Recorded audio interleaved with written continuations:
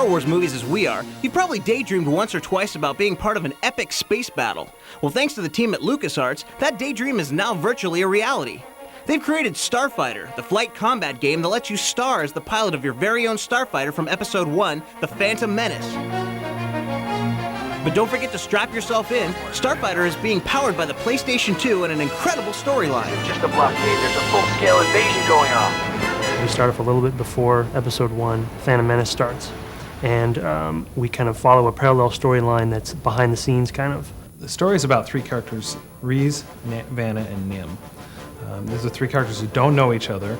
Reese is a naval fighter pilot who's training. Nim is a pirate. And Vanna is a mercenary out for hire. And these are characters who, if they know each other, it's only loosely, and in fact, Nim and Vanna are kind of semi-enemies. Think you can flank the Vanna Sage? Yeah. And each of these three characters has been wronged in some way or has been screwed over by the Trade Federation. Midway through the Starfighter game, after you've learned exactly what the Trade Federation has done to tick these guys off, the three characters, Vanna, Reese, and Nim, come together and in concert work to deal a little bit back to the Trade Federation.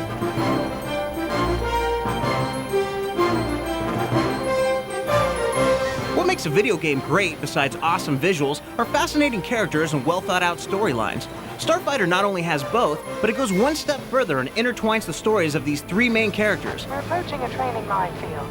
They'll give you a chance to familiarize yourself with your targeting system. And you follow this one pilot, Reese Dallos, kind of through his training, and then his royal escort, and then he kind of gets split off from the events of the movie onto his own storyline.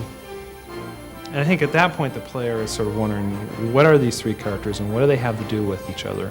And that's one of the things that we tell through the structure of the game is as a play, they start to go, oh, okay, now I see how these two characters are related, or I see how they're going to come together and they're going to work together towards the ultimate goals. Well, Nim, my know-it-all co-pilot is just taking out the landing platform first. The player starts out playing a number of missions from each character in turn, and then when the characters join forces, we start just beating them, right and left with new characters. We play this character and you go back to this character, and that allows us to tell this story from a bunch of different points of view.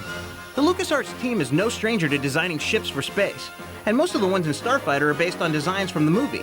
The challenge they had to come up with was a vehicle for Nim and the other pirates. We needed to come up with a whole new line of vehicles that were around the pirates. We wanted them to have a very distinctive look, a cohesive look. And what we came up with is something that looks like 60s hot rods, with cool paint jobs, but then there's Bondo on the side, and there's big giant engines on them. There really are like painting your own car, big flames on the side. They all have their unique look for the character, all kind of metal and over the top, and you can tell that it looks like they all painted their own vehicle. As in any flight combat game, control is critical, and no one knows that better than this creative team. With Starfighter, their mission was to find a way to help those who might find themselves flying upside down, or worse. We wanted a game that allowed the player to fly around in any dimension, so if they want to fly up and do a loop or flip over upside down, we wanted to give them complete freedom in the environment. But one of the challenges that creates for some players is they'll get upside down and it's difficult for them to get flipped back around. For Starfighter, we realized we couldn't restrict the player without frustrating the player, but at the same time we wanted to give them the ability to get themselves righted really quickly. So we added some buttons. When you actually push down on the analog controllers and right yourself, you can right yourself with roll and you right yourself in pitch, and so you can get yourself squared up to the terrain and flying forward. Starfighter is the first PlayStation 2 game from LucasArts. We were interested in knowing what it was like to work with this powerful platform. We were able to throw just enormous amounts of texture and geometry at the screen. And when you look out in these environments, it just seemed to go on forever. That's just the raw power of the PlayStation.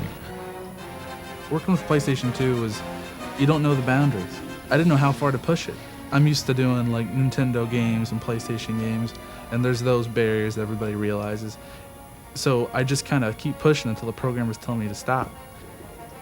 And the philosophy on the Starfighter team is essentially this. The programming team is at the service of the art and level design team.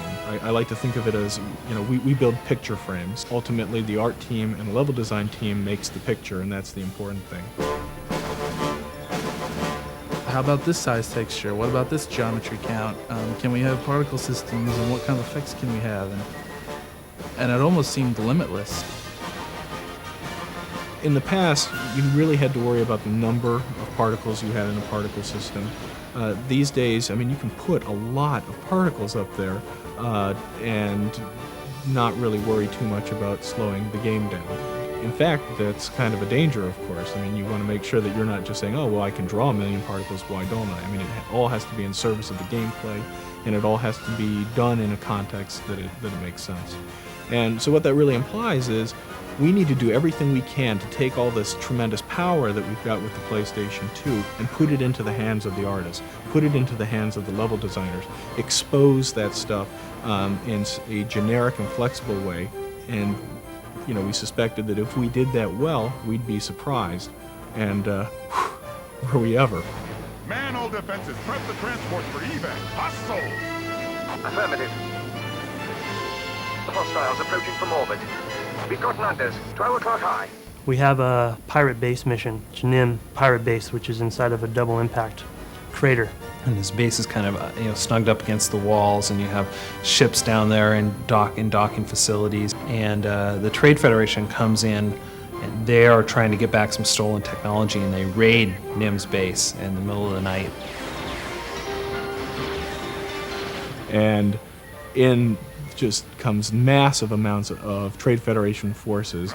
It's very clear very quickly that, of course, the pirate base is not going to survive, and at that point it becomes an extremely hectic, frantic scramble to get people out of that base as quickly as possible. It's dark, you see lit up buildings, you see lights. All of a sudden, turrets start going crazy, and things are coming in from space, and it's black up there, and all you see is shadows of big landers coming down. They're kind of blocking out the stars, and you see tracers going across the sky. I mean, it looks like a war zone, and you've got people yelling and screaming. I think the whole experience is extremely immersive for me. Scratch that, sir. Got him on my sensors. Help him out. Nim, I'm sending you the target. Get this guy.